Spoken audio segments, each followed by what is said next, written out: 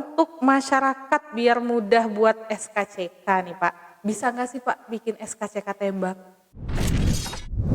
Hai Sobat Polri, finally kita berjumpa lagi setelah 1,5 tahun vakum podcastnya. Kali ini kita kembali lagi dengan era yang baru. Selamat datang di podcast Tatak Terawang Tunggal. Baik, masih dengan saya Brikpol Anggita. Kali ini di podcast perdana kita menghadirkan pejabat baru di Polres Rejang Lebong. Ada Kasat Intelkam Polres Rejang Lebong. Selamat siang Bapak. Boleh perkenalkan diri dulu Bapak ke rekan-rekan kita di rumah. Selamat siang, saya AKP Tommy Sahri, selaku Kasat Intelkam Polres Rejang Lebong.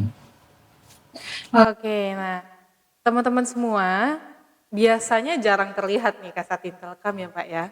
Semua bagian Intelkam itu kita taunya terselubung ya. Mungkin teman-teman di rumah sering lihat di TikTok dan di mana-mana ada yang menyamar jadi tukang bakso, tukang becak dan lain-lain ya Pak.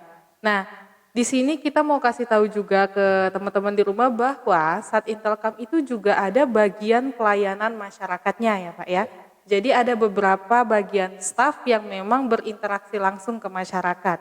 Nah, bagian pelayanan apa saja sih Pak yang ada di Sat Intelkam kita sendiri? Baik, Ibu dan sahabat Polri, selain tugas pokok kepolisian lainnya di Sat Intelkam juga mengemban fungsi pelayanan di unit pelayanan kepada masyarakat dalam pembuatan SKCK atau surat keterangan catatan kepolisian dan pelayanan pembuatan izin keramaian masyarakat serta melayani dalam mengurus surat tanda terima, pemberitahuan atau STTP dan pembuatan rekomendasi izin, senpi dan bahan peledak. Gitu. Oh gitu, jadi sebenarnya cukup banyak ya Pak dari pihak Intel ini berinteraksi ke masyarakatnya. Jadi dari mulai pembuatan SKCK, izin keramaian kalau mau ada kondangan nih teman-teman ya semua, itu pengurusannya di Intelkam ya Pak ya, bisa di Polsek maupun Polres gitu ya Pak ya. Ada yang bisa di Polsek, kebanyakan dapat diurus di tingkat Polres atau di Mabes seperti itu. Oh gitu, oke.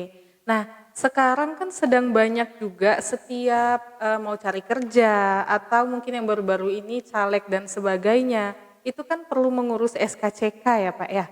Nah terkait masalah pembuatan SKCK sendiri, mungkin masyarakat juga banyak belum tahu infonya bahwa ada perpol atau peraturan polisi yang baru untuk mengatur masalah penerbitan SKCK. Itu apa ya Pak? Ya betul. Jadi untuk penerbitan SKCK itu sendiri sudah terbit dari perpol yang baru yaitu Perpol 08 nomor 6 tahun 2023 tentang penerbitan SKCK. Menggantikan Perkap nomor 18 tahun 2014 tentang tata cara penerbitan SKCK. Oh, itu mulai kapan berlakunya Pak?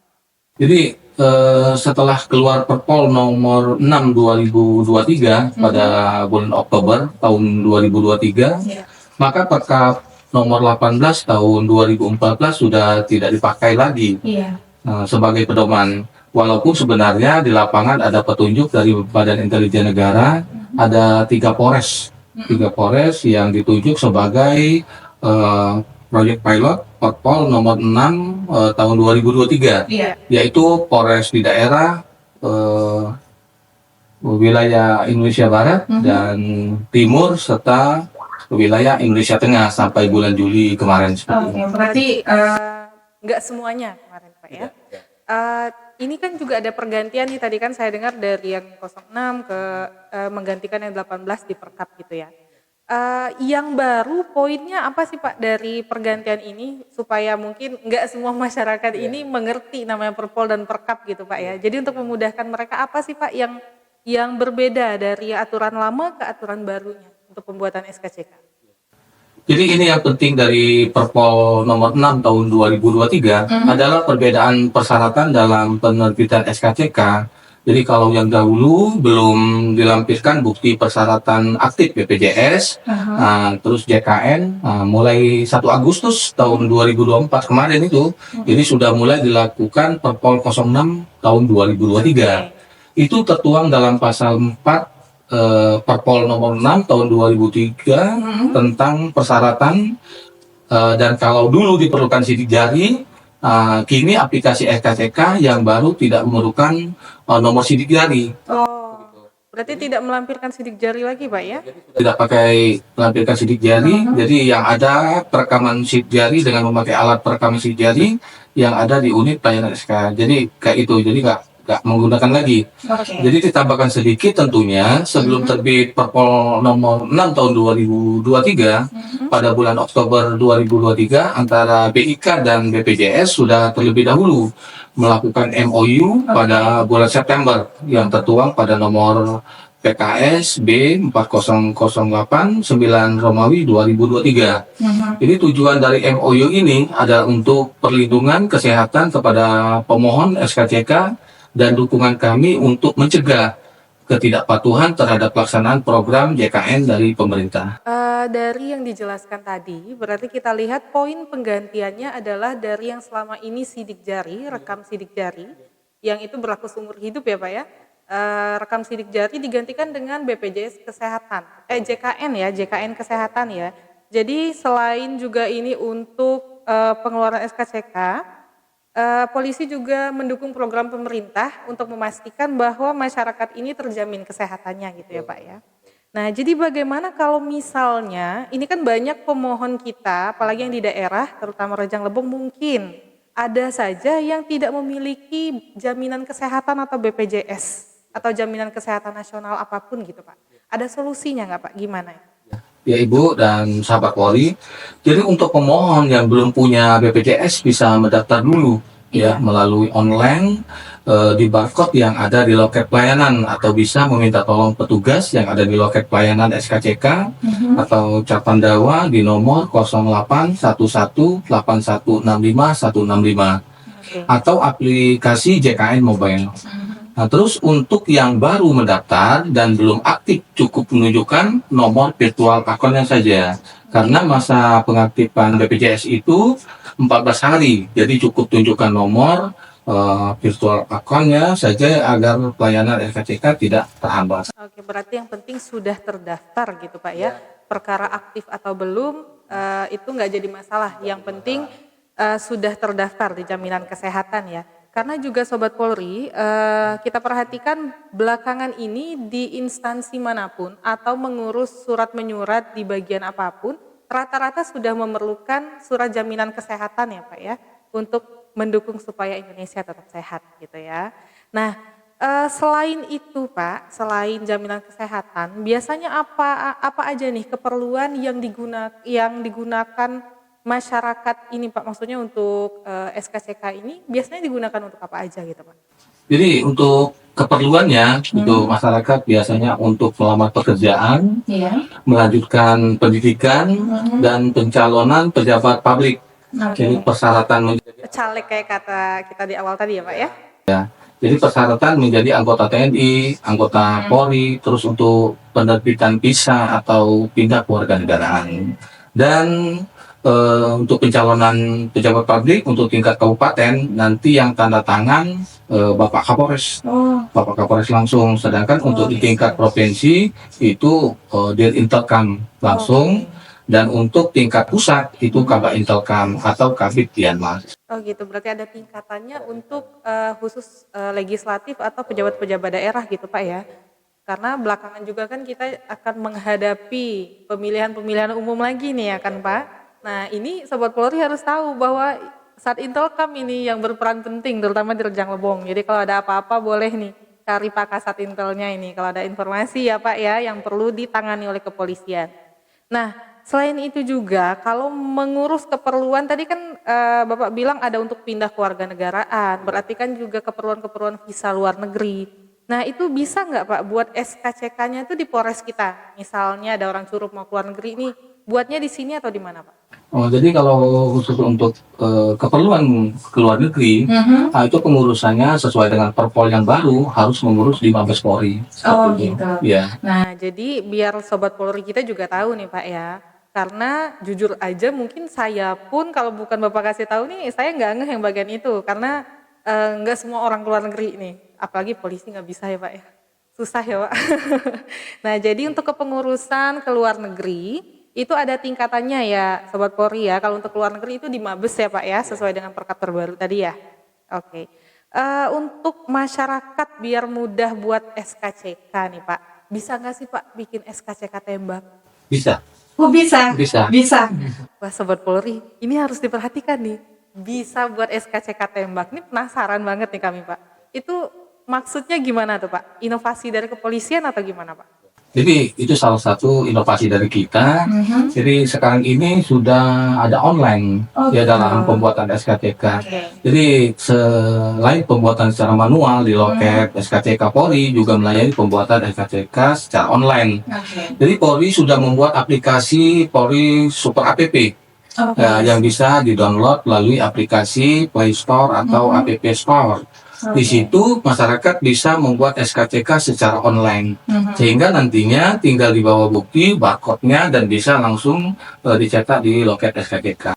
Oh gitu. Nah, jadi ini menarik sekali nih Sobat Polri ya, karena masyarakat, jangankan masyarakat, saya aja suka nih yang cepet Pak ya.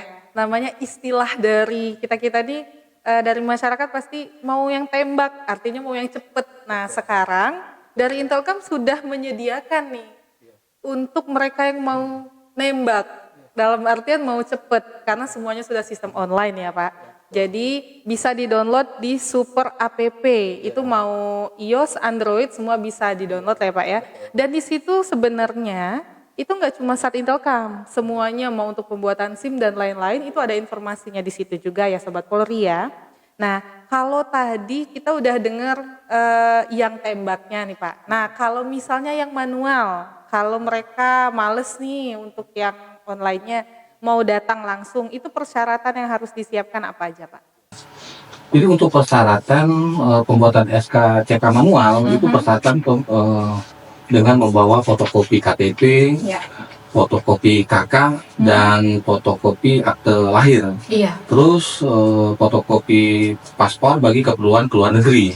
Dan bukti akte kepesertaan BPJS atau JKN. Dan pas foto latar merah 5 lembar ukuran 4x6.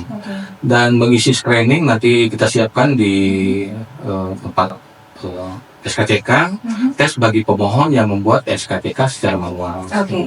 Jadi semua rata-rata masih sama seperti syarat yang lama, kecuali yang jaminan kesehatan ya Pak ya, menggantikan sidik jari. Nah kita juga ada dengar bahwa ini yang sistem tembak ini ada yang bisa antar alamat Pak, sama Babin Kamtipmas ya Pak ya. Nah jadi biar kita bisa kasih tahu juga ke Sobat Polri, mungkin yang agak jauh dari Polres. Nah, jadi Sobat Polri bisa menghubungi Babin Kamtipmas di wilayah masing-masing ya Pak ya, untuk bisa memberikan kemudahan dan percepatan dalam pembuatan SKCK. Jadi nggak ada alasan lagi untuk kita nggak mengurus SKCK, sebab ini dari yang kita bahas dengan Pak Kasat tadi, ada banyak sekali keperluan yang wajib ada SKCK-nya. Betul ya Pak ya? Oke. Nah tadi kan kita udah bahas semua persyaratannya, perkap barunya, dan apa aja yang dibutuhkan ya Pak ya. Nah untuk yang terakhir nih, pertanyaan yang terakhir yang pasti juga masyarakat banyak nanya Sobat Polri di rumah. Berapa sih Pak biayanya untuk membuat SKCK? Jadi untuk biaya pembuatan SKCK itu sendiri, PNBP SKCK baik manual maupun online sesuai dengan PP nomor 70 tahun 2020 itu sebesar Rp30.000. Oh, murah meriah ya Pak ya, 30.000. Nah jadi biar Sobat Polri tahu, mau yang istilah teman-teman kita semua tadi, mau yang tembak yang cepet via online ataupun yang manual, biayanya sama Pak ya, nggak dikenakan biaya tambahan gitu ya. Oke, nah jadi kita hari ini udah mengupas tuntas tentang SKCK nih ya Pak ya. Jadi pembahasan kita hari ini udah tuntas ya Sobat Polri. Kalau misalnya Sobat Polri masih ada yang mau ditanyakan, bisa dituliskan di Instagram Polres Rejang Lebong nanti biar kita sampaikan ke Pak Kasat, biar nanti akan kita bahas lebih lanjut apa yang mau ditanya ya Pak ya. Nah untuk closing kita hari ini, boleh mungkin ada pesan-pesan Kamtipmas untuk masyarakat Rejang Lebong Pak, karena kita juga mau suasana pilkada ini kan. Oke. Saya Kasat Intel mengajak masyarakat Kabupaten Rejang Lebong untuk mensukseskan pilkada di tahun 2024 ini. agar mendatangi TPS yang akan diselenggarakan pada tanggal 27 November 2024 dan memberikan hak pilihnya selama tahapan pilkada untuk tetap menjaga keamanan, kondusivitas, dan tidak terpancing dengan berita hoax. Jangan saling memprovokasi dan tetap jaga kerukunan dan kekeluargaan. Demikian. Jadi masyarakat Rejang Lebong juga nanti misalnya ada yang mau dilaporkan dan segala macamnya, nanti kita akan taruh di sini nomor untuk bisa hotline Kapolres langsung. Jadi nanti dari Kapolres akan diteruskan juga ke Kasat Intel untuk ditangani ya Pak ya. Karena salah satu tugas fungsi Intelkam ini pada saat mau pilkada juga menjaga, jadi mencegah juga begitu Pak ya, mencegah terjadinya konflik karena bakal banyak pasti berita-berita hoax dan provokasi yang mengalir di mana-mana ya Pak ya. Sekali lagi kami ucapkan terima kasih banyak ya Pak sudah hadir perdana di podcast Tatak Terawang Tungga Polres Rejang Lebong hari ini. Semoga Kamtibmas kita tetap terjaga, rukun, aman, damai, sejahtera ya Pak. Amin. Ya begitulah sahabat Polri, podcast kita hari ini semoga ada banyak manfaat yang bisa diambil. Kalau ada pertanyaan boleh langsung lapor ke nomor yang akan kami terangkan di sini. Nomor untuk bisa lapor ke Kapolres langsung.